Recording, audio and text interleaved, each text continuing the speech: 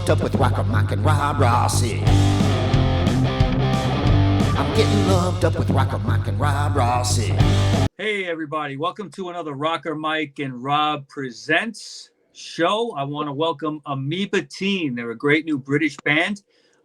This episode is actually brought to us by Park Dental Care, 12419 101st Avenue in Richmond Hill, Queens. Great dentist. You got to check them out. Their number is 718-847-3800, and they take all insurances. All right, Amoeba Teen, how you guys doing today? We're good. We're good, thank you. Good. Okay.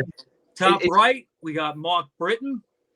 Bottom left, we got Mike Turner, right? Hey, Mike. Hello.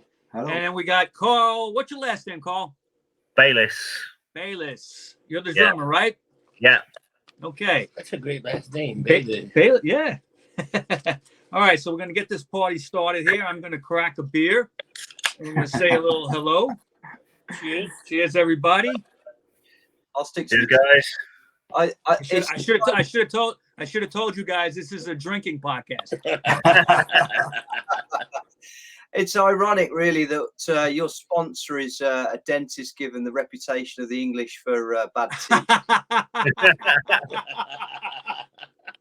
You know, we just got this guy. He's been my dentist for the last 25 years. And we're going to have a commercial in the middle of every show. Okay. So we're going to take a tiny little break in the middle of this podcast. But he loves the commercial. It's hilarious. You guys will see it when it's all up. But just the fact that I'm using a dentist as a sponsor just blows my mind. It's hilarious.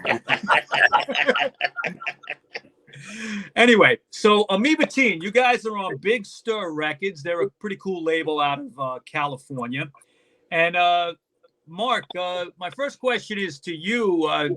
You pretty much you and Mike have been writing together for a long time, right? Yeah. We met when we were at college. So what was it about? We were about 17 or so, and so we were in kind of covers bands when we were younger, and I think it was Mike that started to introduce a little bit of sort of our own songs to the repertoire, and we just discovered really together a passion for songwriting from a fairly early age, really, and we just can't stop now. Wow. Yeah. Now I'm listening to, I was listening to preparing for this show as much as I could. A lot of stuff is available on YouTube if anybody wants to check it out. A lot of the songs are out there. Spotify too. Right. Spotify. You guys have a channel too, I believe. I'm hearing a lot of different kind of genres in your music. One thing that I picked up on is a pretty strong power pop influence. Big Star, I can hear that in a lot of your music. I'm a tremendous Big Star fan. We did a podcast on them last year. What are some of your biggest influences that influenced your sound? Shall I go first? I mean, we're big Teenage Fan Club fans. They're obviously big star fans. Yeah, so. Obviously that influence is kind of going round. We're all massive fans of a band called Jellyfish. Do you remember them? Yes, I do. Yeah. Band. Yeah. They released. So I discovered they released a box set. They only made about 5,000. There are two people on this call that have got. Yeah. So. We loved all of that kind of stuff. But I think there's a bit of a country influence as well. I was gonna say that, Mark. Out of all the songs you guys had, I was really enjoying the stuff that would be considered, I guess, alt country. I don't really like that term, but that's a term that's out there. You had that one song called Whiteout. Okay, and that was something I was really enjoying listening to. But a lot of your stuff kind of like goes into the power pop genre.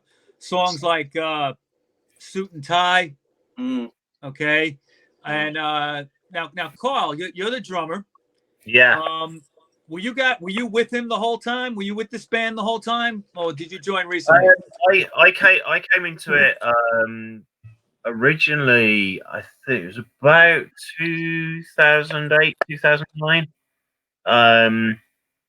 And the guys had advertised for a drummer. I think they were about to give up and just go down the two guys in a sequence backing track sort of route. Yeah. I sort of went along to a rehearsal, and funnily enough, the Jellyfish box set came up in conversation. Yeah. Sort of, okay, what would you say are your top 10 albums? And I'm sort of reeling off a few things. And Mike said, "Oh, you heard of Jellyfish?" I'm like, "Oh yeah, I love Jellyfish. Any of those in the top 10?" I said, difficult to pick. It's difficult to pick. I'll probably go Fan Club. And he went, "Have you got it?" And I went, "Yeah." Right, okay. I think that was me in the band. Yeah. So I know the guys had been writing sort of stuff up to that point, but so from around 2008-9, we got together originally as a band, and we've had a bit of a hiatus sort of in the intervening years, but then I think sort of 2015, 2016, we sort of got back together, sort of the three of us, brought Simon on board. Give it another shot, right? Yeah, brought Simon on board, and since then we haven't really looked back. It's just been sort of building. Now I gotta ask you guys about an incident that kind of confused me a little bit. Maybe you could shed some light on it. Now, Mike, I'll ask you this because you got the cat that maybe can help you out right there. Okay. There was a company called Nokia, okay, that wanted to use one of your songs in a commercial. Is that correct? And you turned it down? Yeah. Did I understand that right? What happened with that? Oh crikey! It was a song that we recorded many years ago called "Friend to the Stars." Right. It was a time when me and Mark were living together, and I think we got our songs upon some fledgling online site at the time. I can't remember what it was called.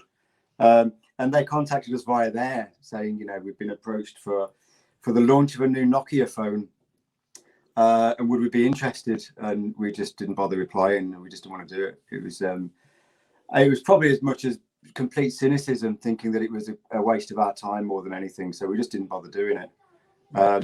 That said, we could have earned loads and loads of money, and I could have been talking to you from, I don't know, Miami. There you go. That would have been cool. Well, you could be talking to us from your Jaguar, like Glenn Matlock did about a year and a half ago. He gave us an interview from his Jaguar. That was so funny. Yeah, that's cool. Yeah, we back then we would never entertain kind of any commercialism, but these days, we'll provide songs for dentists, whatever,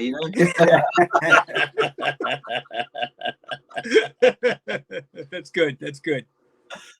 You know what it is when it comes down to it, that commercialism thing. In my opinion, bands like old bands like the Stooges and stuff like that were really influential. They got beat in the old days. They got beat out of their record contracts. They got beat getting paid. Songs. And then now they you hear these songs in commercials. You hear Search and Destroy in a car commercial. It's crazy. It's like you might as well cash in. It really doesn't matter anymore. That's the way I see it. There's definitely a Bill Hicks influence there when he used to talk about kind of bands selling out. But I think if you've got the economic means to keep your art pure, that there's something to be said about that. But if you're struggling like a lot of artists these days, then you got to try and put bread on the table, haven't you? I agree. I mean, you got to do everything you can. Rock and roll is kind of in the underground, right? It's kind of like not in the public conscience anymore. So you really got to do all you can. You got to keep that going. And unfortunately, you do need to make money, no matter how small a band you are. You know what I mean? Yeah, agreed. Yeah, agreed. Now, one thing I wanted to mention to you guys, talk to you about is you played in 2017 the International Pop Overthrow Festival at the Cavern Club in Liverpool.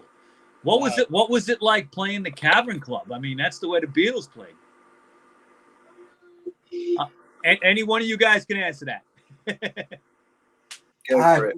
We've played there a few times, and really? Yeah, because we've done the International Pop Overthrow Festival for, I don't know, 4 years, I think it must have been, before COVID. So yeah, I mean, it's great. Every time I have to remind myself every time we go up there how fortunate we are to be able to go and play such an iconic venue. And then if you play in the Cavern Club itself, you then play in the Cavern Pub over the road, which it's quite a lively scene on a Saturday night at 10:30 in Liverpool. Yeah, so yeah, it's good fun. No, I've always been curious about the Cavern Club. Unfortunately, I've never been to England, but is there like in the place? Is there like pictures of the Beatles and other bands that played there, or they have stuff up like that? Yeah. There's all of that kind of stuff. You know that it's not the original Cavern, though, don't you? It's so the original one was I think was knocked down many years. Yeah. It's in the same street, and it's part because they're all kind of these underground. There must have been warehouses or something. So it's kind of like a door or two down from the original one. But it's amazing. It's a great sound as well, actually. Yeah.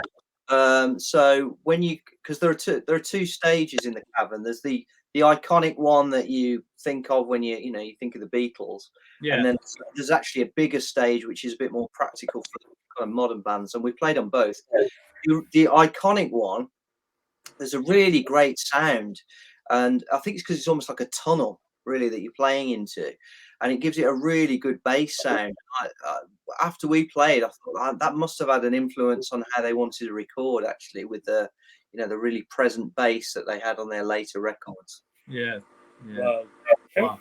Let me ask you guys a question. How do you guys practice during the pandemic? How were you guys doing like what is it that they have Skype or anything? Like virtually you were doing it, or were you together? Okay. Yeah, I'll take this one. We kind of had sort of semi-regular band meetings. We weren't really rehearsing, certainly during the lockdowns, but the sort of in between the various lockdowns we had in the UK, and then they brought in semi sort of lockdown restrictions and things. That was when we were actually trying to get the album recorded. So we did the first because the way we wanted to approach the album, because we were playing it live, right? Starting off with the four of us playing the songs live in the studio. What we wanted to do was get 4 or 5 numbers really, really tight in rehearsal, and then set ourselves a deadline, and then go in and record them. So we did the first recording session, I think it was November 2019, and got 4 songs done. Just the sort of the basic backing instrumentation. We'd got the second recording session booked for late March 2020, and we'd rehearsed on the Monday. Wow. And by the Thursday, we'd got the session booked for the Saturday, and on the Thursday, the whole country went into total lockdown. Wow. So we were like, So then fast forward a couple of months, we got back into rehearsing together as a band, because the venue and studio that we recorded at Claptrap in Stourbridge, because they couldn't open as a live music venue, basically reconfigured the stage so you could do socially distanced rehearsals. Wow. Oh, wow. That's how they had to do it, socially distanced. Like yeah. So you were the drums spread out on the stage. The bass amp was just off the edge of the stage. Then there was a vocal mic, and everything was like 2+ meters apart. Wow. Yeah, it was a real pain because we wanted to record live. You've got to be tight. You've got to get the songs tight before you can record them. And You know something though, I'll point out something to you, because you don't always have to be close together. Okay, today is the 50th anniversary of the Rolling Stones' Exile on Main Street. hey, Wow. Okay, their best album, one of the greatest albums ever made. And if you read about the history of how they did that, those guys were locked in an old like castle in southern France, and it was a castle mansion type thing that was used by the Nazis during World War II. So they were down in the basement, and there was still like Nazi swastikas on the walls and stuff like that. And they were in all different rooms. You had Bill, you had Charlie, you had Mick and Keith and Mick Taylor, all in different rooms. But it was the acoustics of that basement that made that album. Yeah. You know, so you don't have to be all on top of each other to record. that's true. Yeah, that's true. Yeah. That's a cool story. I didn't know that. I knew that they were in a chateau in the south of France or something, but I didn't know it was with all the Nazi connections. Yeah. They said that in the basement there was still like just people wrote on the walls and stuff like that. It was down in Nice, France, South France. Yeah. Nice. Yeah. Yeah, Nice. Nietzsche's the writer. Nice is the. I'm an ugly American. I'm sorry. I don't. With that, we're going to take a short commercial break. You guys hold on for a minute, and we'll be right back.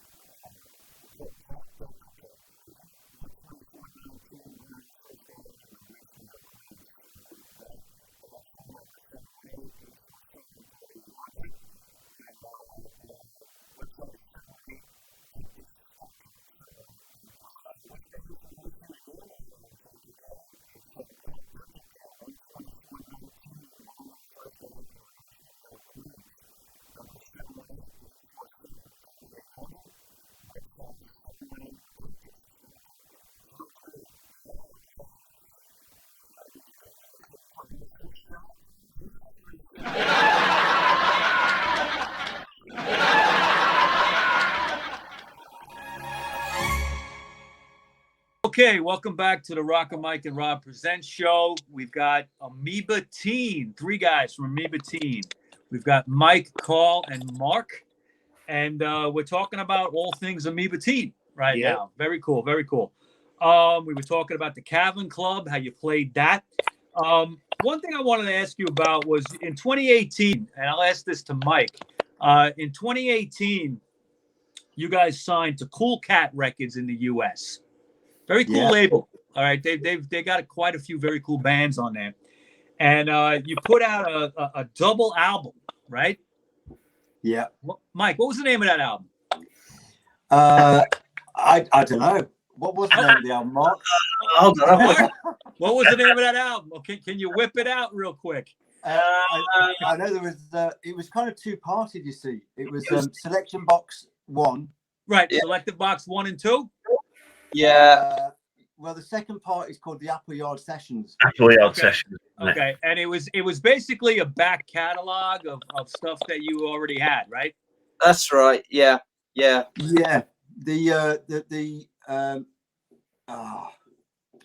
Appleyard Sessions was probably the most recent recording that we've done at that point, and predominantly kind of acoustic-y based, recorded at Mark's home studio. And the Selection Box was, as you say, it was a selection of older recordings that we'd either done in professional studios or at home studios. And it seemed like a really good opportunity just to put it together when Cool Cat said they were interested in putting something out by us. Cool. Yeah. I mean, I found it interesting that you guys signed to Cool Cat and they agreed to put out a double album. Usually that doesn't happen. Yeah, Ray's a lovely guy, and yeah, he reached out to us. He really liked some of the stuff that we were doing, and yeah, at that point we were we had a few discussions with him, and we thought, yeah, let's do this. So the songs were knocking around, and it's a good opportunity to get the exposure through. Now, one thing that you guys kind of, your sound kind of varies between power pop and kind of a alt country kind of sound, little other things mixed in there. In 2019, you kind of, at that point, I believe you signed to Big Stir, and it seemed like there was some stuff that, your sound changed a little bit. You had that single Suit and Tie, which was a little bit heavier, I felt, when listening to it, which I think it's a great tune. But I was hearing, a little bit of like Big Star, and even like, I don't know, anything that would be considered like late 70s power pop kind of sound. And also, I don't know if anybody ever told you, I kind of hear a little bit of Buzzcocks in your music as well. You guys influenced by them at all? Kind of. I suppose that kind of era of late 70s kind of pop punk. And not only the Buzzcocks, the undertones. I hear the undertones in the music as well. Maybe even more of that. Yeah. We had a bit of a time, probably post that album, Medium Wave, when we started talking and listening to a fair bit of sort of new wave as well, and all of that kind of melding into crunchy guitars that they're not too heavy that it's beyond what we would normally do, but it's pop, and it's I mean that's the kind of the nature of power pop, isn't it? Is that it's pop songs that are kind of crunchy guitars and nice harmonies and so on, but it's got a bit of power behind it. And all of those bands, the post-punk bands as such. I'd go with a lot of that, even though it's probably not a direct influence. It's definitely in there in the background. Yeah, I do hear a lot of the Irish band, the undertones, in some of the power pop stuff. But the alt country stuff I find very interesting, and it takes a lot of balls to go into that genre. I think I commend you for it, because some people, when they hear that, they turn it off. Okay, they just kind of like go, I don't like country music. Well, you know what? I shouldn't say that, because in England, country music is looked at a little bit differently. But in America, and coming from New York City, you throw something like that on, they're gonna go, "The fuck you doing?" You know what I mean? But I love that stuff. Okay, I remember Mike Ness from Social Distortion had said, if you want to be a rebel and play the most punk rock music you could play, you play country music. All right, and he, Social Distortion has delved into that stuff, and he has solo stuff that delves into that, and I agree with that. All right, because it's really country music, and I'm not talking the stuff that's pop. I'm not talking Taylor Swift or none of that crap. All right, I'm talking like Crying in Your Whiskey, slide guitar kind of stuff, and that's what you want to hear. All right, I mean that song Whiteout, when I heard it, I had to pop a bottle of JD. All right, and I was like, all right, I'm gonna listen to this song. It's great. I'm gonna get drunk, You've heard January as well with the slide, and yeah. Yes, I was gonna ask you about that, because again, that's another track that the video I found funny. The video is funny, and I think Mark, you're sitting on the couch. Yeah. Facebook banned it. What? Facebook banned it for some reason. I think it's Facebook banned that video. Yeah. Why? Yeah, just references about Brexit and. Oh yeah, right. In the commercial. Yeah. Facebook is ridiculous. I've been in Facebook jail for 30 days like 10 times, man. It's just ridiculous. Yeah, yeah. Who could figure out their algorithms, right? Who cares?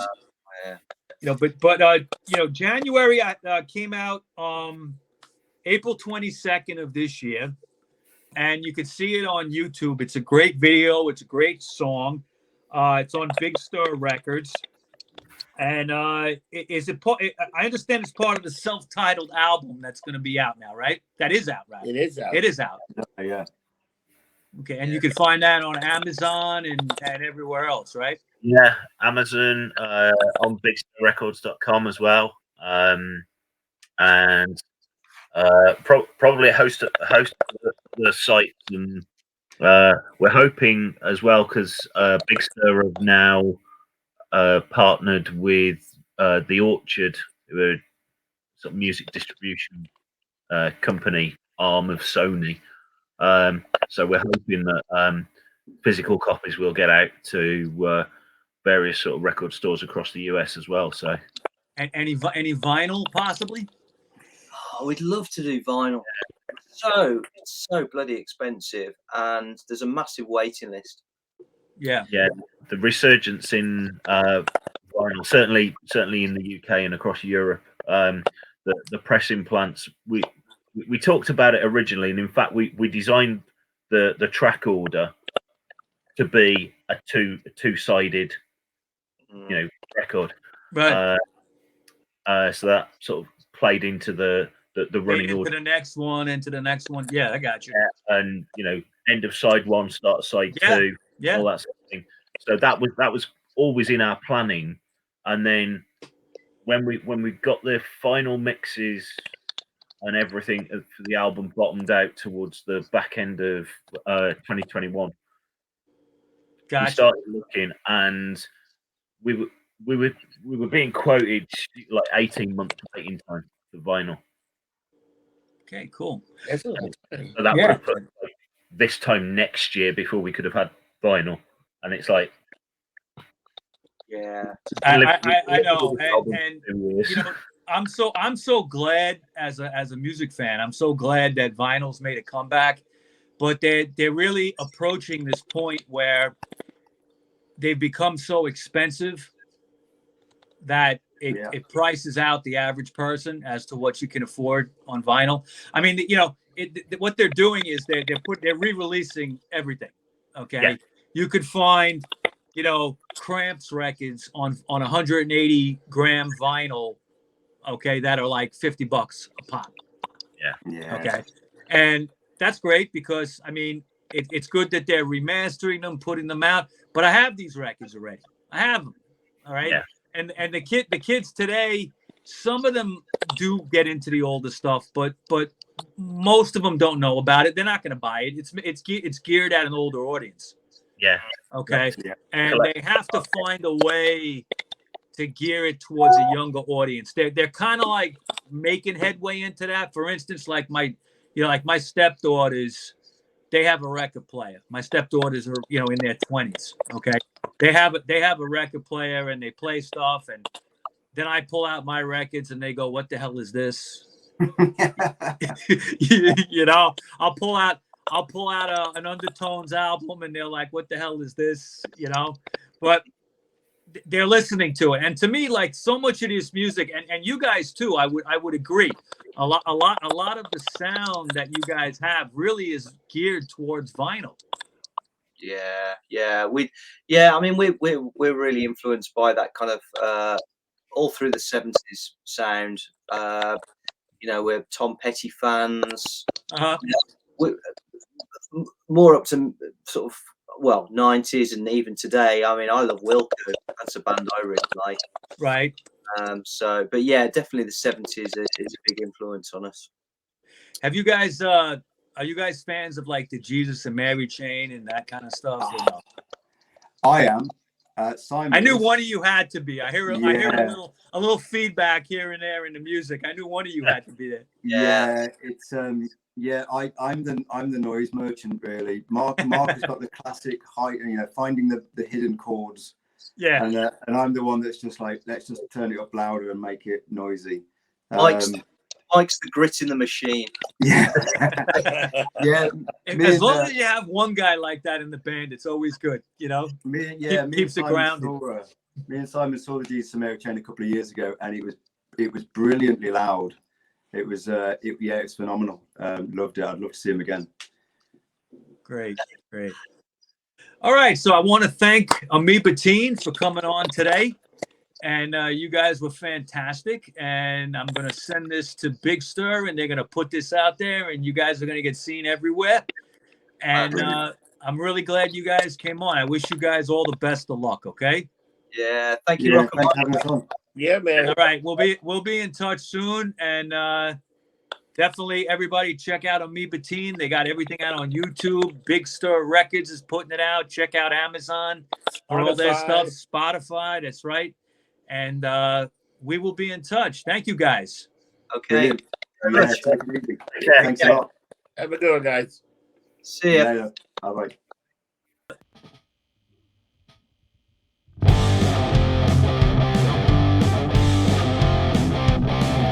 I'm getting lumped up with RockerMike and rah-rah-see. I'm getting lumped up with RockerMike and rah-rah-see. Well, I'm lumped up, but I'm okay. It's gonna get lumped up anyway. You better call back the posse. Just getting lumped up with RockerMike and rah-rah-see. Getting lumped up with RockerMike and rah-rah-see.